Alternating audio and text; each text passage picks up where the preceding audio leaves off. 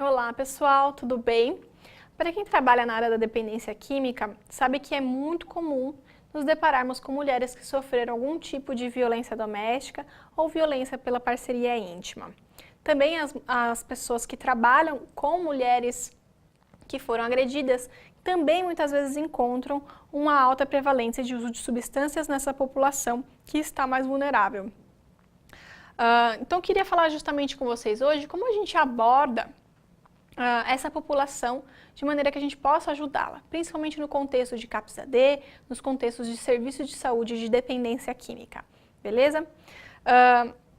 Todo profissional da saúde, independente se é especialista em dependência química, se é especialista em saúde mental, deve estar preparado para rastrear a agressão, a violência contra a mulher. Tá bom? Como na nossa população, como vocês bem sabem, que tem saído muito nas mídias, mas também vocês podem procurar e assistir vídeos da Vida Mental que falem sobre isso, nós temos uma prevalência altíssima de violência contra a mulher.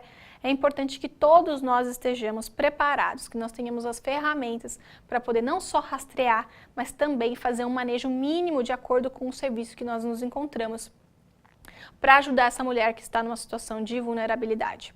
Beleza? Então, além de fazer o rastreio, a gente tem que poder fazer a avaliação das consequências dessa violência para a saúde física e mental da mulher. E aqui pensando no contexto da dependência química, a gente também tem que fazer uma avaliação em relação a essa dependência química.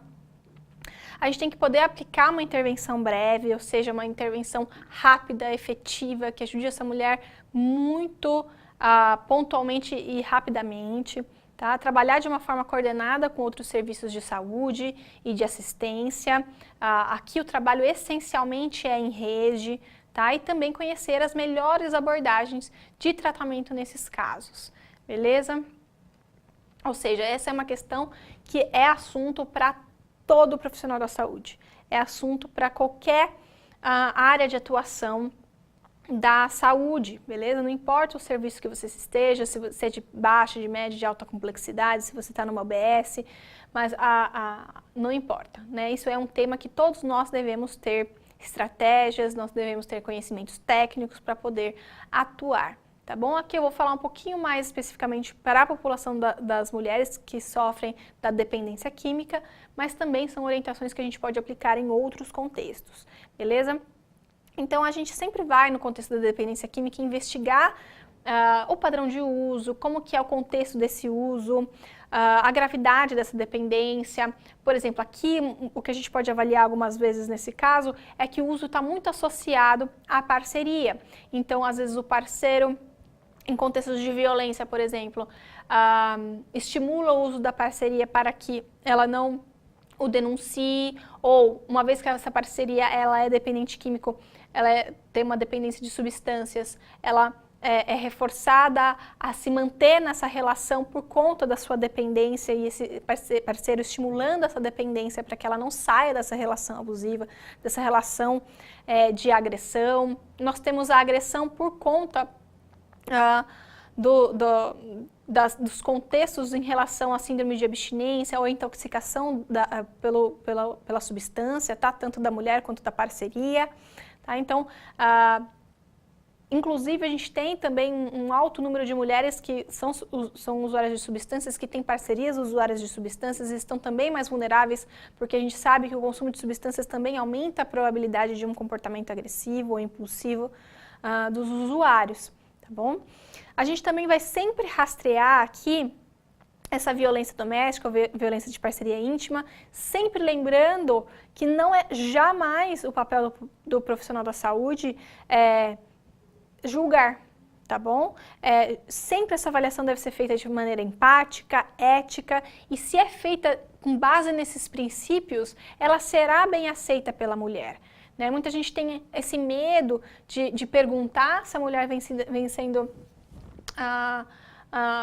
sendo agredida ou se ela vem tendo algum tipo de sofrimento por conta de violência, mas a verdade é que justamente ao contrário, né? Se isso é investigado de uma forma não julgadora, empática, e se a gente tem a habilidade de fato poder ajudar essa mulher, essa investigação é muito bem-vinda, ela é agradecida.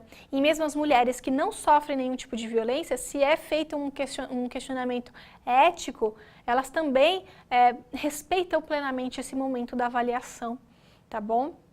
Então, a gente também vai rastrear nessa população outras consequências para a saúde mental dessa mulher, como, por exemplo, o transtorno de estresse pós-traumático, a depressão, a ansiedade e também doenças clínicas que podem ser em decorrência, por exemplo, de uma violência sexual, por exemplo, rastrear HIV, infecções sexualmente transmissíveis ou outras comorbidades clínicas, tá bom? É claro que aqui eu estou focando mais no aspecto da saúde mental, mas é claro que aqui a gente tem todas as consequências físicas que também devem ser avaliadas e cuidadas, tá bom? E também todo o aspecto social, que a gente vai falar também um pouquinho mais para frente.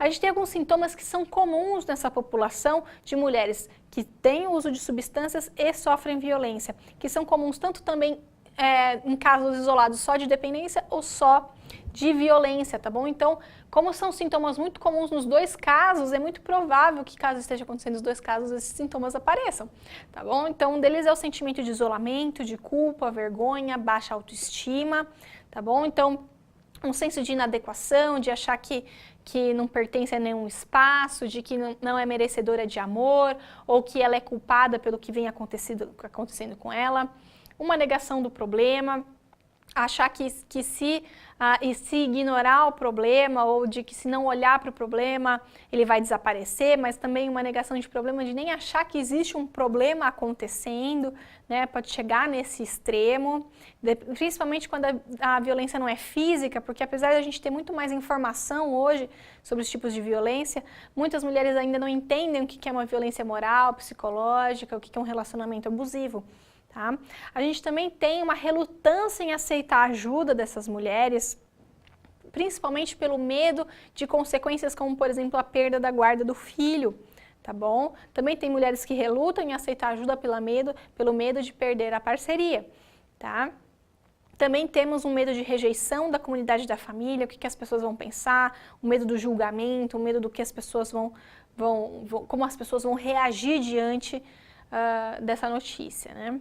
Também ignorar o problema, esperando que ele desapareça, como eu já falei para vocês. A dificuldade na tomada de decisão, que pode parecer ilógico para o profissional da saúde. Às vezes o profissional não está entendendo por que essa mulher está demorando para tomar uma decisão, para engajar num certo comportamento, por mais que ela queira. E aí a gente vai entender, às vezes, que ela está demonstrando essa dificuldade porque tem vários outros elementos passando na cabeça dela, como, por exemplo, essa violência. Tá? Parceria que sabota o tratamento dessa mulher que precisa de tratamento para dependência química, ou mesmo que encoraja o consumo, como eu estava falando para vocês. Também a gente tem parcerias abusivas que proíbem o rompimento da relação e até muitas vezes por isso que vão sabotar o tratamento da mulher no serviço de CAPS-AD ou narcóticos anônimos, enfim, qualquer serviço para dependência química. E também temos, às vezes, um comportamento que é comum, que é de tentar mudar o uso de substâncias ou tentar mudar a parceria, mudar o que está acontecendo antes de deixar a substância, antes de deixar a parceria, tá bom? Então, isso também é bastante comum da gente observar. Também nós temos algumas perguntas que podem ser chaves.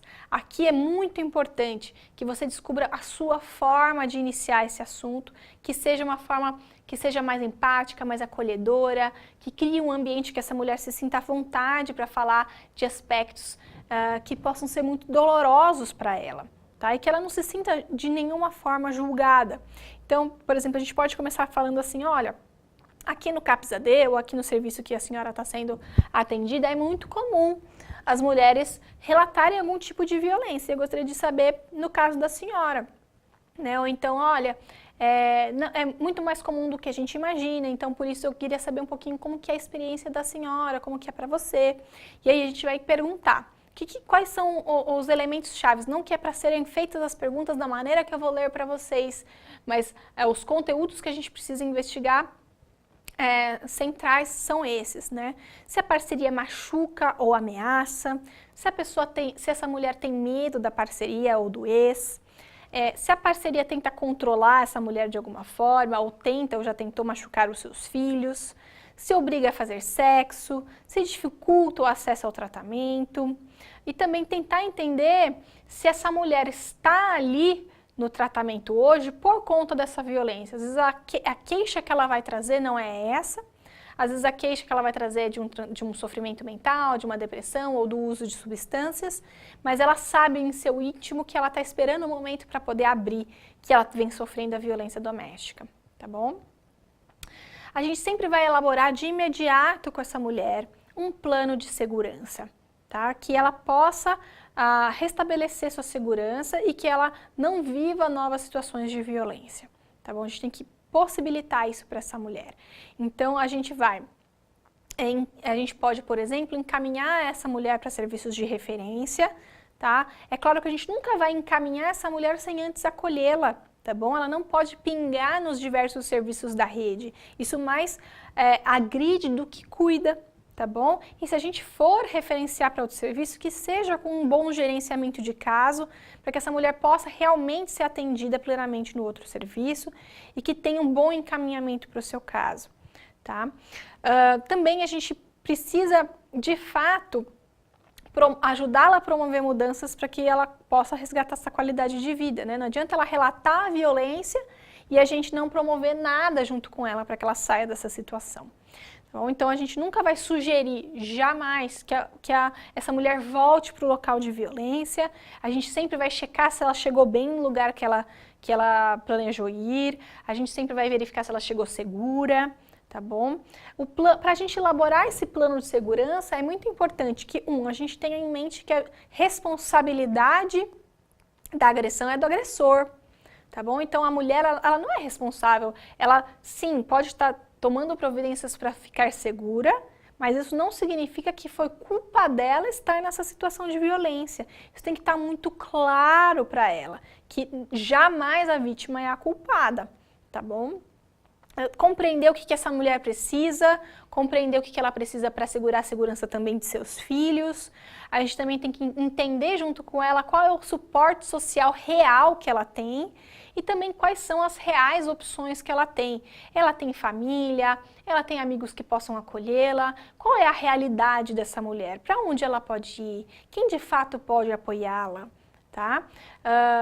Também ajudá-la a reestruturar cognições para que ela possa pedir ajuda de uma forma mais confortável, para que esse processo seja o mais empoderador possível para ela e que elimine aí sentimentos de culpa, sentimentos de inadequação dela mesma, tá?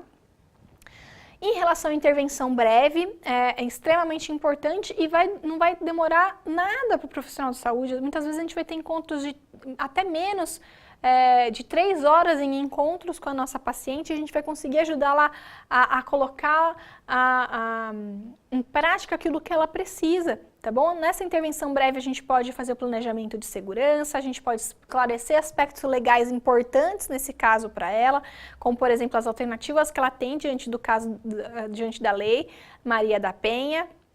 A gente também pode trabalhar com ela a motivação para promover essas mudanças necessárias. A gente pode estabelecer metas com ela para que ela consiga sair dessa situação de violência, para que ela aumente a segurança dela. A gente pode promover esses encaminhamentos muito bem feitos para serviços de referência, para mulheres. Também a gente pode encaminhar, se ela não tem um suporte social do círculo dela, encaminhar para um suporte social institucional, para assistência social, para serviços de assistência social, por exemplo, tá?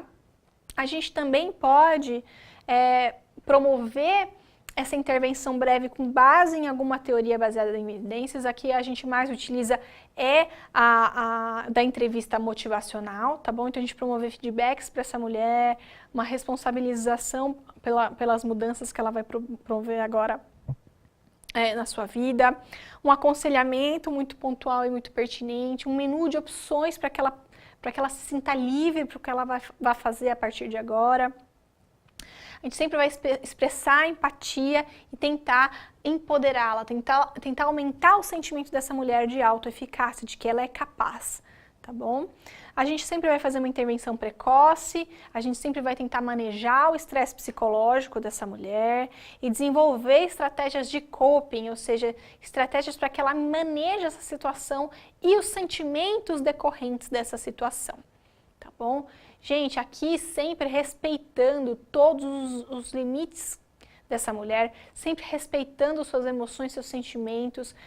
Nós jamais podemos ser mais uma pessoa a agredir esta mulher, muito pelo contrário, tá bom? Então a empatia sempre, nós temos que ter plena consciência de que nós não tomamos as decisões por essa mulher, tá bom?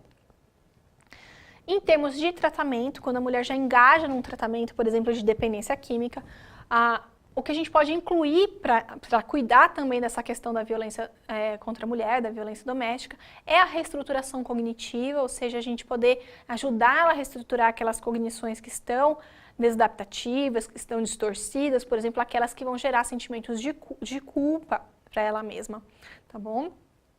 Também a gente vai fazer uma intervenção voltada ao trauma, para que esse trauma não gere mais consequências na vida dessa mulher. A gente também vai abordar as dificuldades que ela encontra e ajudá-la a desenvolver estratégias de coping em relação à autoproteção, por exemplo, para atividade sexual, né, poder fazer uma atividade sexual protegida, né, que ela consiga desenvolver habilidades que vão protegê-la mais no futuro, por exemplo. Tá bom? E aqui de novo, gente, muito cuidado para não colocar que essa culpa é da mulher. Jamais, tá bom? Abordar as alternativas para o autossustento dessa mulher, ou seja, ofertar um apoio psicossocial para que ela possa se desenvolver, tá bom? Esse é um dos temas que a gente vai trabalhar profundamente na nossa pós-graduação em dependência química e também na de saúde mental para equipes multiprofissionais, que nós temos em parceria com a Universidade Paulista Unip. Se você deseja saber mais sobre os nossos cursos, a gente tem um link que eu vou colocar aqui embaixo no YouTube, mas também vocês podem ficar à vontade para me perguntar por e-mail ou por WhatsApp, tá bom? São cursos que a gente desenvolveu com muito carinho para os profissionais da saúde. Esse é um tema que vocês podem muito bem observar pelo nosso YouTube. O tema da dependência química é um tema que a gente tem muito carinho, que a gente realmente dedica e milita há muitos anos. E se você gostou desse vídeo, eu queria pedir para que você curtisse, para que nos ajude nas nossas divulgações, tá bom? Se quiserem compartilhar, também é muito bem-vindo. Muito obrigada e até o próximo vídeo.